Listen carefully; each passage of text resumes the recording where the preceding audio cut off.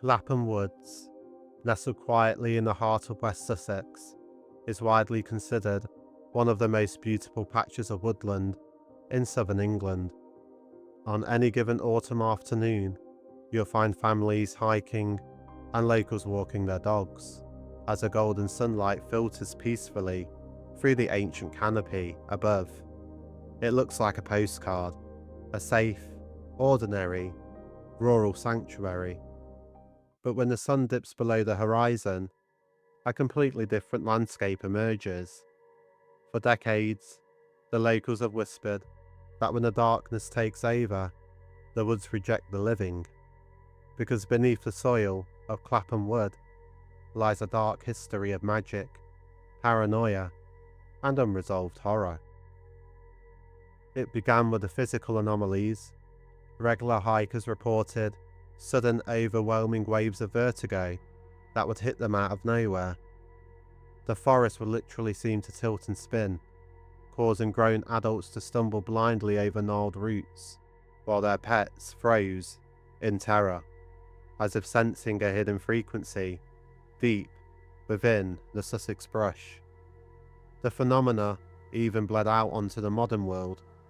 Drivers travelling along the roaring A27 dual carriageway right next to the woods reported something truly terrifying. Sensible, practical people like Mr. Ison, a local builder, and Mrs. Peters, a nursing sister, recounted how an invisible, magnetic force would suddenly seize their steering wheels, violently pulling their vehicles towards the dark tree line. They described an invasive, overwhelming urge to simply let go of the wheel, an urge that they had to fight to escape with their lives. Others saw things they couldn't explain.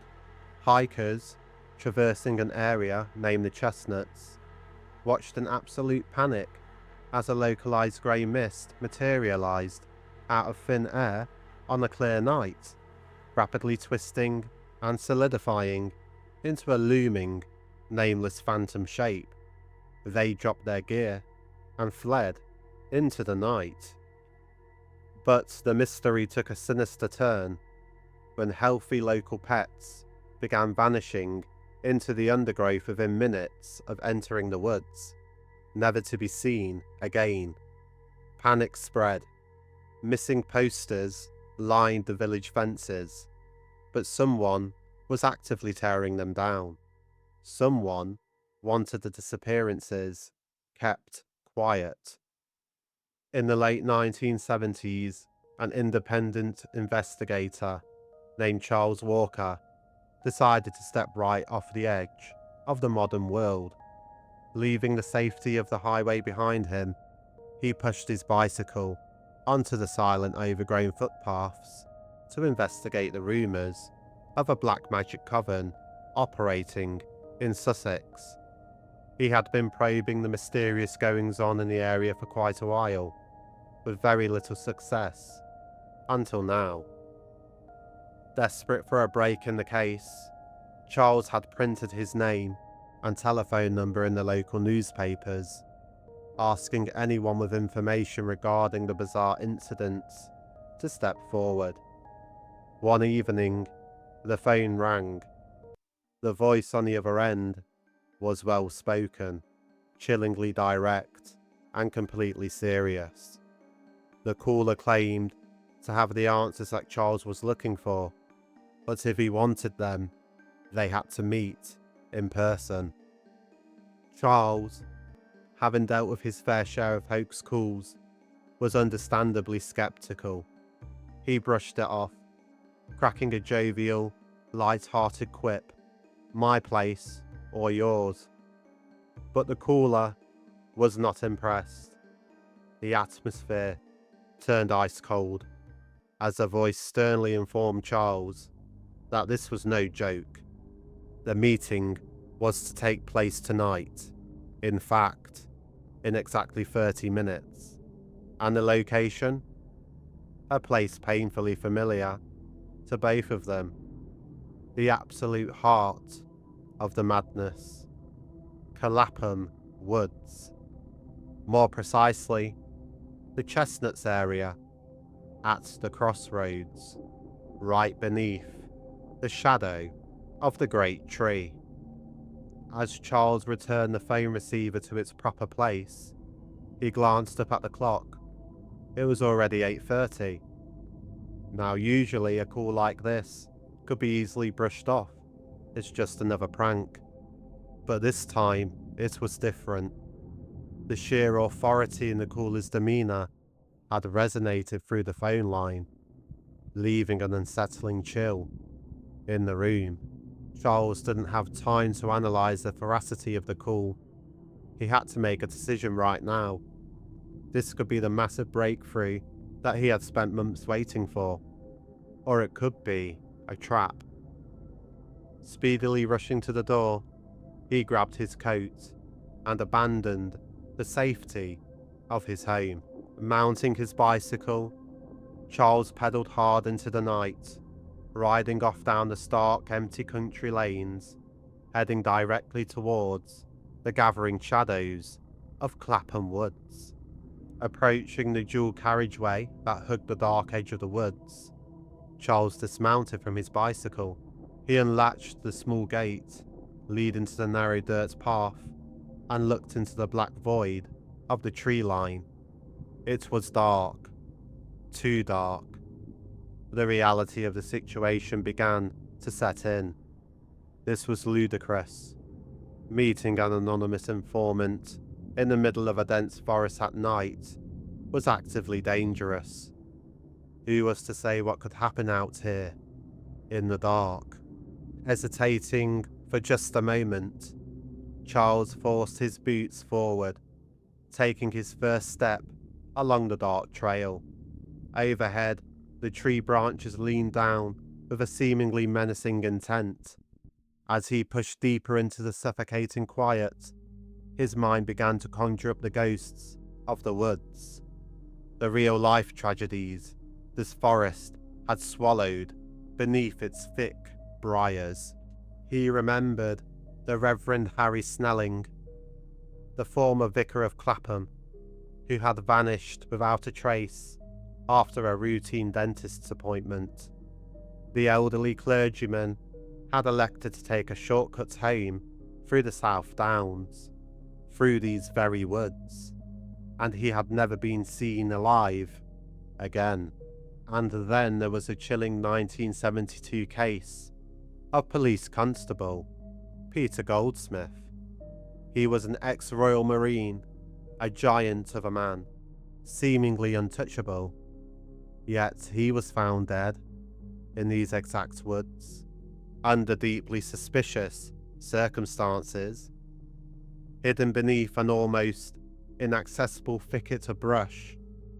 His body lay next to a bottle of an unknown brown liquid, the crushed remains of a metallic disc still clutched in his dead hand.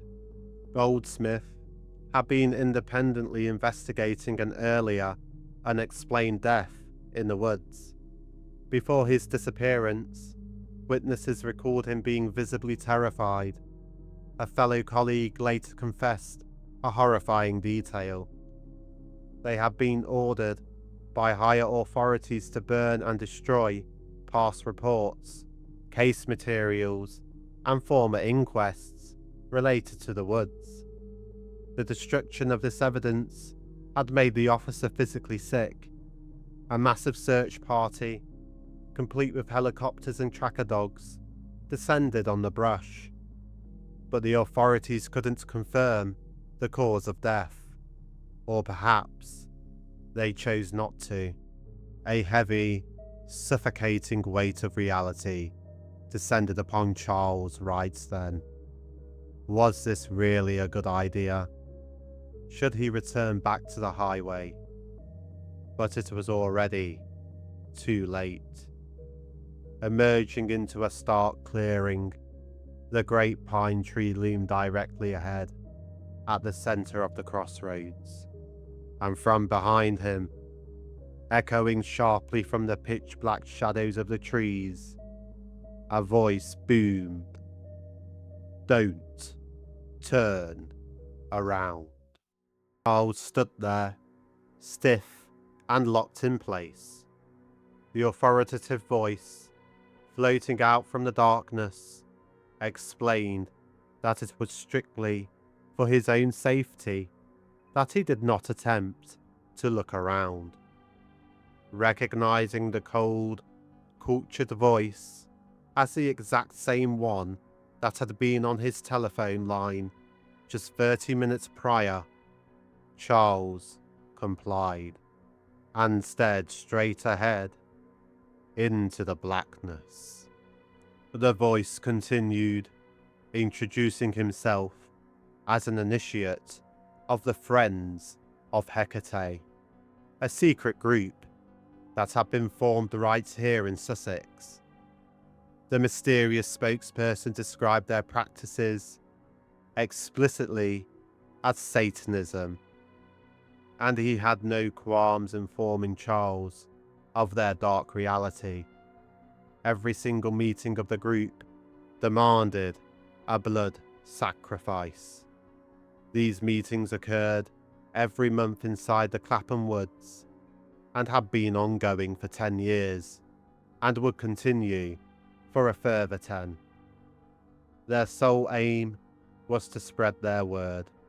The woods, the voice explained, held a unique atmosphere that was uniquely sympathetic towards their practices, but sometimes they had to make other arrangements when the weather was not cooperating. Then, chillingly, the voice delivered a terrifying twist. He announced that Charles could simply ask his acquaintance, who was also present right there with him, to verify if he was telling the truth. A sudden paralyzing realization fell upon Charles. He wasn't alone with one man. There were more of them, hidden in the pitch-black foliage surrounding him. How many, and where? Regaining his composure through sheer willpower, Charles replied that it wasn't necessary. He believed him. Overwhelmed by the life or death circumstances, Charles managed to voice the questions that had brought him there. Was the cult behind the local dog disappearances? And what about the reported UFO activity over the canopy? The voice barked back instantly. We have told you that every meeting requires a sacrifice. After a few minutes of heavy silence, the voice added, in a cold, matter-of-fact manner, that they were standing only a short distance away from the cult's active ritual site. Bravely, Charles pushed further, asking the voice about the cult's ultimate purpose. But he received no answer. Instead, he was met with a final, veiled warning. The voice stated that among the coven were highly powerful and deeply influential members, people who would stop at nothing to keep their identities and the cult safe. They would not tolerate any interference in their activities. After that, there was nothing but pure silence. There was no sound of retreating footsteps, no rustling of leaves, not even the sound of the local wildlife. It was as if the woods themselves had held their breath. Charles did not wait to find out more. Taking that heavy silence as his cue to leave, he turned and swiftly backtracked along the narrow path. He ran. He didn't look up, nor down, or to either side of him, terrified of what he might see watching from the brush. He sprinted blindly through the fog until he finally burst through the tree line. Greeted by the ambient, beautiful light of the A27 dual carriageway and the familiar, comforting sight of his bicycle perched up along the fence line. He had escaped the shadows, but the secrets of the friends of Hecate remained buried deep within the trees. One can only imagine his bicycle ride home that night. The poison of pure paranoia was running hot through his veins. Were they still watching him from the tree line? Were they following him in the dark? They knew exactly who he was now. Was he ever going to be safe again?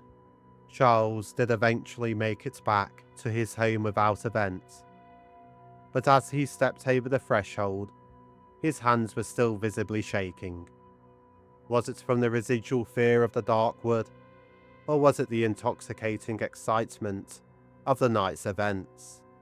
He closed his door, making sure the heavy lock was tightly fastened against the outside world. Sitting down to settle his shattered nerves, Charles began to replay the entire affair in his mind. An organized cult that explicitly demands blood sacrifices, a coven with a direct connection to the ancient goddess Hecate, yet proudly calling themselves Satanists.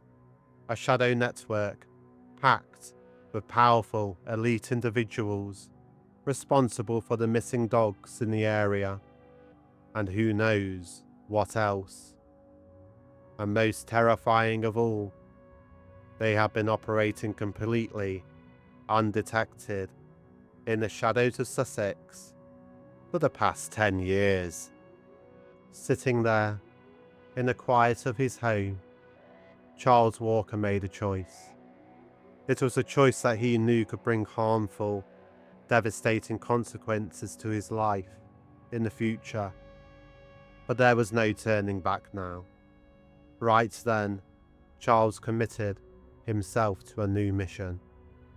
He would expose this cult and pull the friends of Hecate into the light any way that he could. He probably should have listened to that little voice in his gut telling him to leave it well alone, because what would happen next would change his life forever.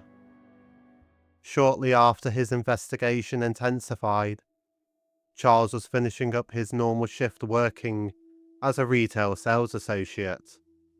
Mounting his trusty bicycle, he began heading home after a hard day's work. It was a familiar, safe route, one Charles took every single day, but today was different. As Charles passed by the local train station, heading towards a junction, he heard a car pull up behind him and slow down. Assuming the driver was simply waiting to turn at the intersection, Charles didn't think much of it, until the engine roared. In a split second, the car accelerated violently, smashing directly into the back of his bicycle.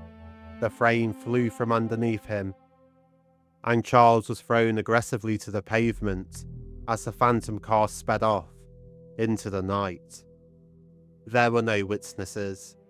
Charles lay in the road, paralysed, suffering severe head and back injuries that would take him a grueling 2 months to recover from. His only memory of the incident was the deafening roar of the engine and him hitting the hard ground.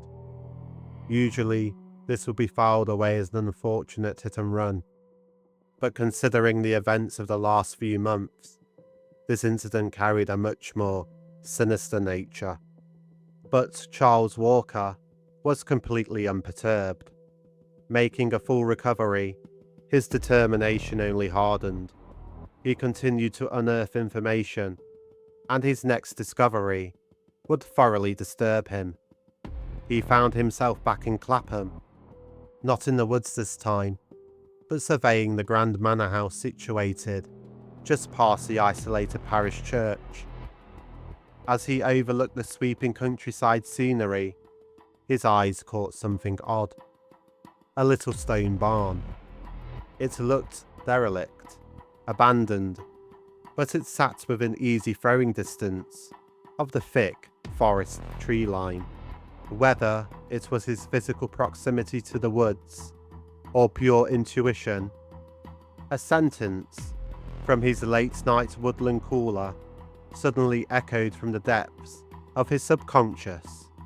Sometimes we make other arrangements when the weather is not cooperating. Driven by instinct, Charles walked towards the old barn, pried open the door, and snuck inside the dim interior. His eyes were drawn instantly to the western wall. There, covering a massive section of the cracked plaster, was a terrifying, hand-painted Luciferian figure. A devilish countenance, carrying a sharp sword and a chalice. There was no doubt in his mind. This hidden mural was directly connected to the inner circle of the Friends of Hecate. Missing dogs, a secretive cult, devilish murals hidden in old barns.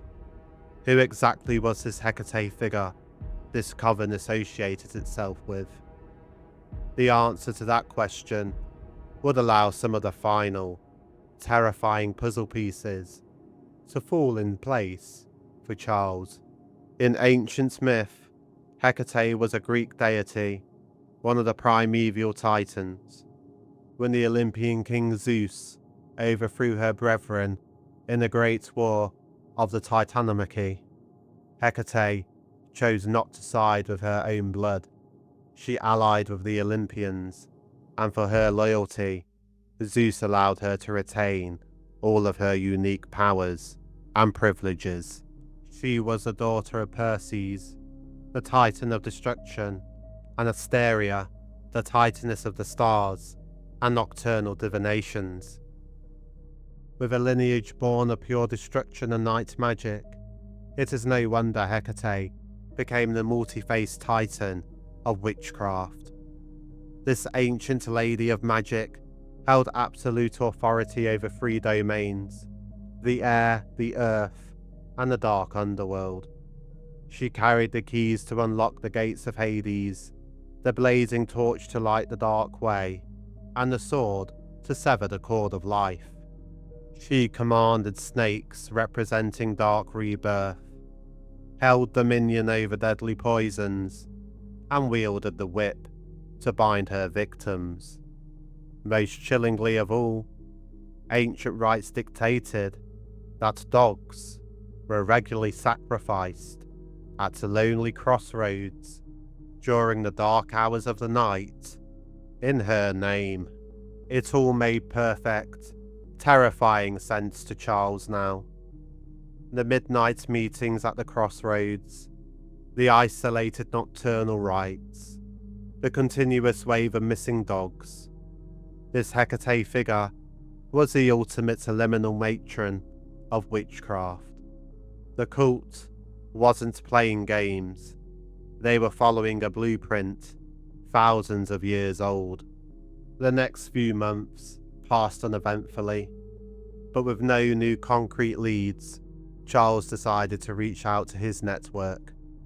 He contacted an occult source based in Brighton, a traditional white witch known as Elamas.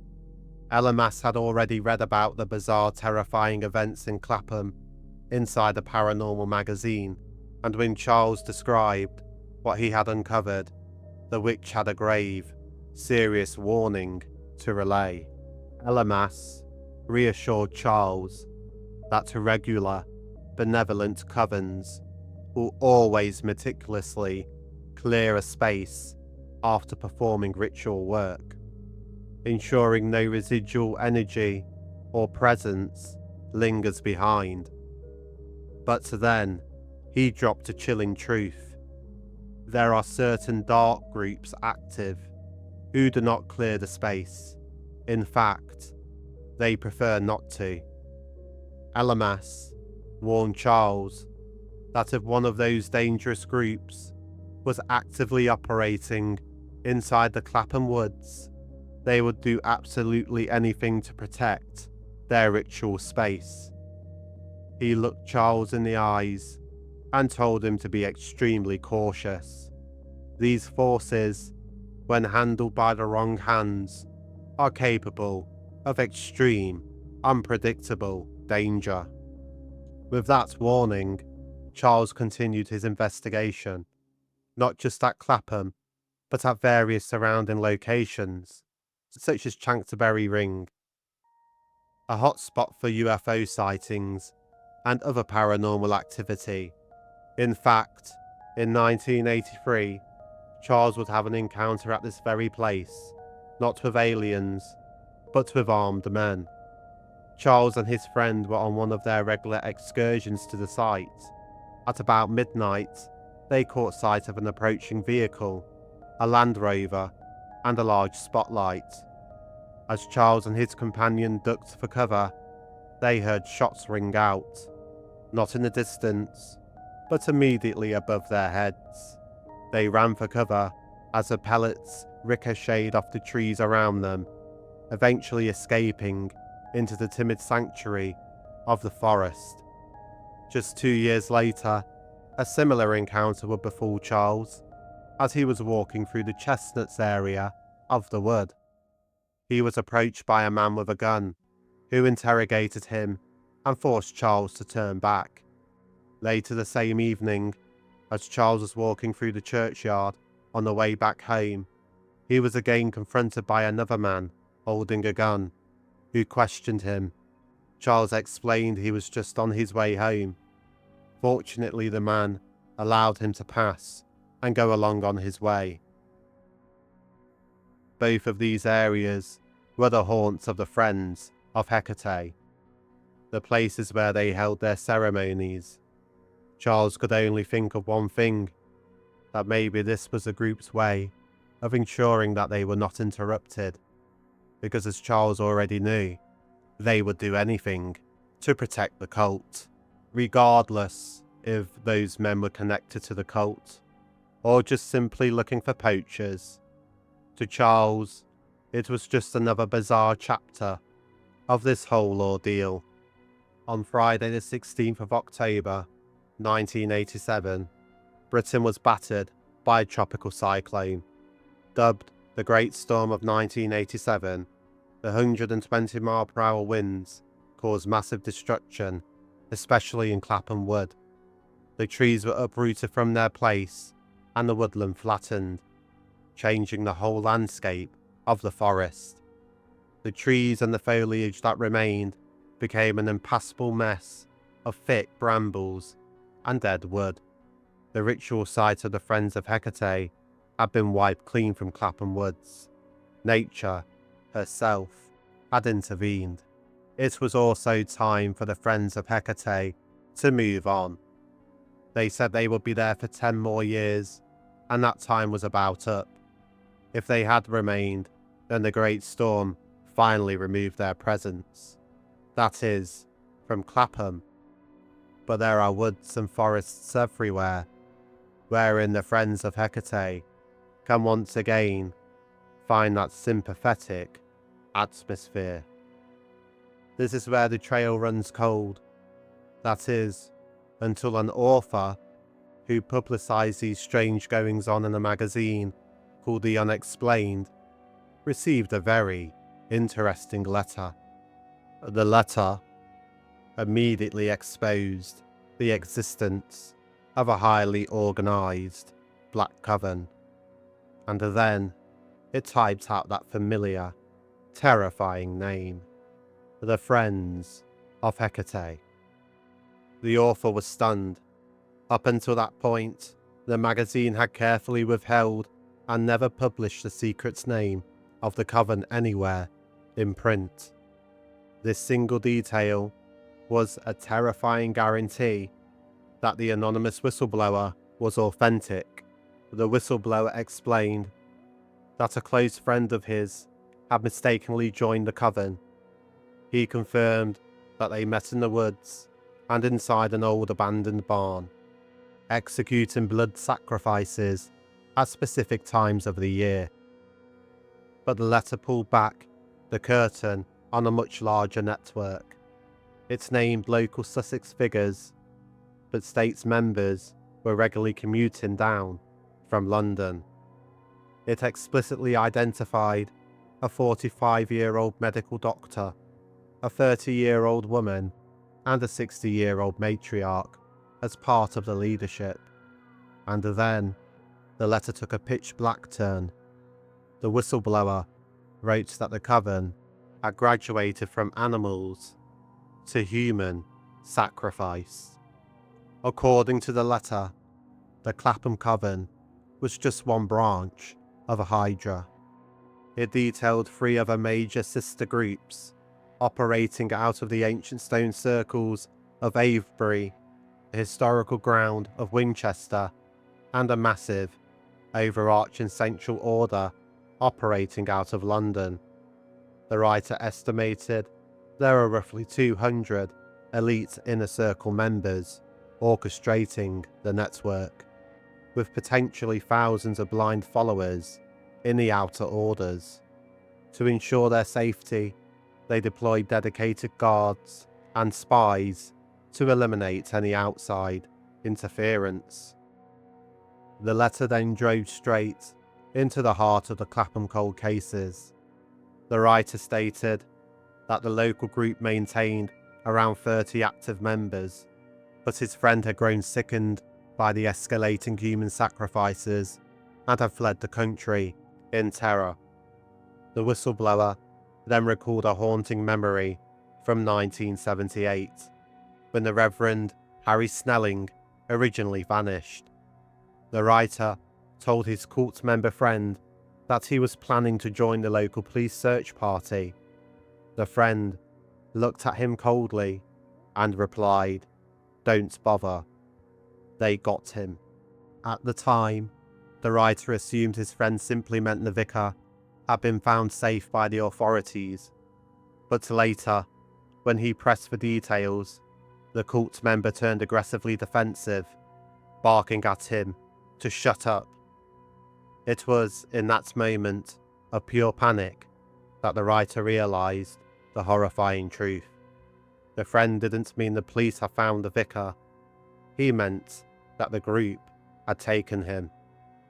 The letter concluded by detailing the true purpose of their horrific rituals, a calculated form of psychological and spiritual control, designed to manipulate powerful people and bend them to the coven's will.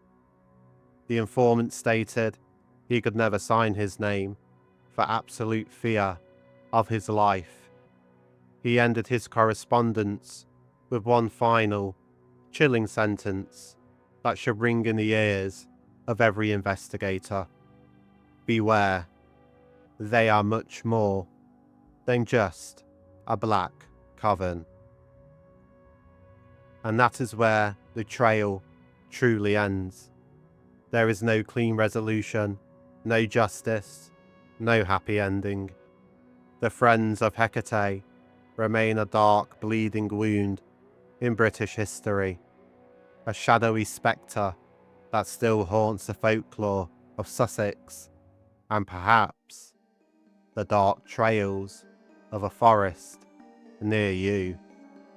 Let me know your thoughts on the anonymous letter in the comments below, and stay safe, and don't forget to like and subscribe as we continue to pull the forgotten shadows of history into the light. This has been the Arcane Lantern, and remember to keep your lights burning.